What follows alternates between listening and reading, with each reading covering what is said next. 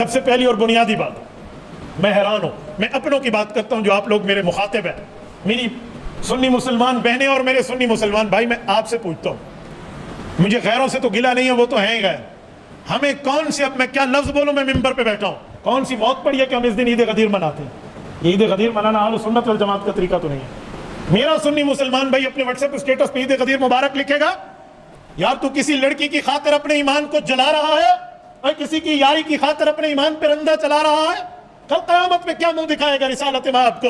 جس نے 2 بیٹیاں اس شخصیت کو دی ہیں جسے عثمان ذو النورین کہتے ہیں، اس کی موت کے اور اس کی شہادت پہ غیر خوشی منائے، تو بھی اس دن عید غدیر کہے؟ اس سے پہلے بندے کو مر جانا چاہیے۔ ایمان کی بات ہے، اسلام کی بات ہے، مذہب کی بات ہے، عقیدے اور نظریے کی بات ہے، یہ کوئی سیاسی پوائنٹ اسکورنگ کی بات نہیں ہے۔ ظالم تو جو مرضی آئے کرے، غیر تو جو مرضی آئے کرے۔ میری سنی مسلمان بہن اور میرا سنی مسلمان بھائی، تمہیں نہیں پتا تو چپ کر روزہ بھی تو رکھ لیتا یا پوچھ لیتا اپنے علماء سے۔ ایک بیماری لگے 100 ڈاکٹروں کو چیک کراتے ہو، روحانی بیماری پہ علماء سے پوچھنے میں کیا مسئلہ ہو جاتا ہے؟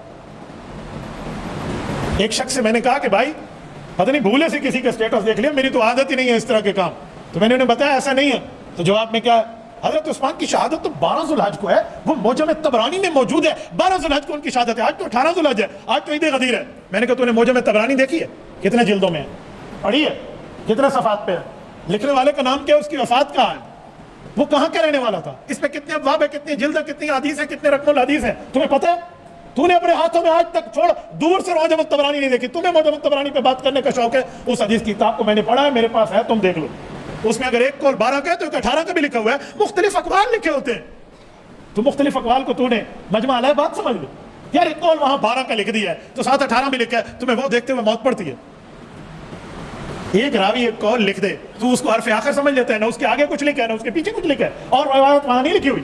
موجم الطبرانی 3 قسم کی ہے، موجم الاوسط ہے، موجم الکبیر ہے، موجم الصغیر ہے۔ میں نے پوچھا بتا ان میں سے کون سی موجم میں لکھا ہوا ہے؟ اچھا مجھے تو یہ بھی نہیں پتا کہ موجم 3 ہے۔ اچھا میں نے کہا یہ بتا، ایک کتاب تو آج تک ہم سنتے تھے صحیح البخاری، یہ موجم کون سی حدیث کی کتاب ہوتی ہے تمہیں پتا ہے؟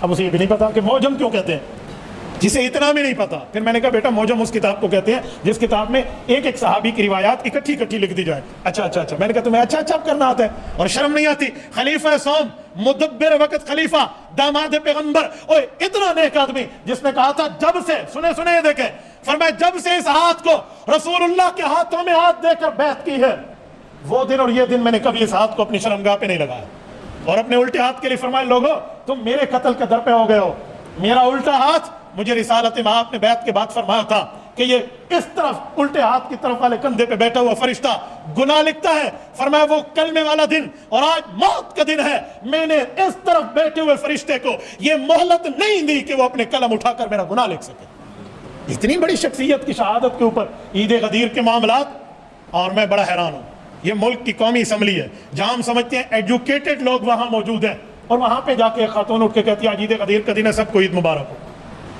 اس ظالمہ سے کسی نے یہ نہیں پوچھا کہ اس عید غدیر کو عید غدیر کہنا رسول اللہ سے ثابت ہے؟ حضور نے عید غدیر فرمایا، حضرت علی المرتضیٰ نے فرمایا، سیدہ پاک حضرت فاطمہ نے فرمایا، حضرت حسنین نے فرمایا، یا 12 ائمہ حضرت علی، امام حسن، امام حسین، امام زین العابدین، امام محمد باقر، امام جعفر الصادق، امام موسیٰ قاضی، امام الرضا، امام تقی، امام نقی، امام حسن عسکری، امام مہدی تک کسی ایک امام نے اس کو عید غدیر منایا یا منانے کا حکم دیا؟ کہیں بھی نہیں ہے، کچھ پتہ بھی نہیں ہے، ثبوت تک بھی نہیں ہے۔ لیکن یہاں پر قومی اسمبلی کی بنیاد پر، سندھ اسمبلی کی بنیاد پر، اور بینک الحبیب سے میں حیران ہوں، میں ساتھیوں کو دیکھ رہا تھا کہ بینک الحبیب سے اپنے اکاؤنٹ ختم کر رہے ہیں کہ انہوں نے آفیشلی طور کے اوپر عید غدیر منائی۔ مسلمانوں آنکھیں کھول کر جینا سیکھو، ہمارے مذہب پر، اسلام پر، عقیدے پر کہاں سے چھرے پھیرے جا رہے ہیں اور ہمیں پتہ ہی کچھ نہیں ہے۔ یہ 18 ذو الحج کو عید غدیر، بھائی اسلام میں تو آج تک ہم نے 2 عیدیں سنی تھی، 2 عیدیں سنی ہیں۔ اور سنیں سیدنا علی المرتضیٰ رضی اللہ تعالیٰ عنہ کے نام پہ عید غدیر اسلام میں اہل سنت والجماعت کے نزدیک دھوکہ ہے، کہتے نہیں اس دن ایک خوشی کی بات تھی۔ میں ایک سوال کرتا ہوں، 10 محرم کو حضرت نوح علیہ السلام کا بیڑا پار ہوا ہے، جب سارے کافر ڈوب کے مر گئے، نوح علیہ السلام بچے اور زندہ سلامت بچے اپنے متبعین کے ساتھ، روایات میں تو اس کو بھی عید کہا گیا ہے۔ کبھی کسی نے کہا کہ ہم 10 محرم کو حضرت نوح کی نجات کی عید منائیں گے، اور کوئی یہ غلط بات کہہ بھی دے تو سارے کہیں گے شہادت حسین کے دن میں یہ بات کر رہا ہے. اور حضرت حسین تو زخمی ہوئے تھے حضرت عثمان کے خون کی حفاظت کے لیے, تو حضرت عثمان کے خون کی شہادت کے دن میں عید غدیر جیسے معاملات کر کے اسلام والوں کو دھوکہ دے رہا ہے.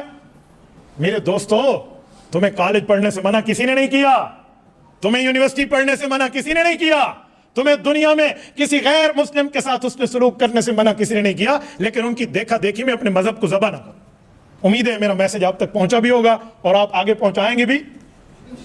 جزاکم اللہ تعالی.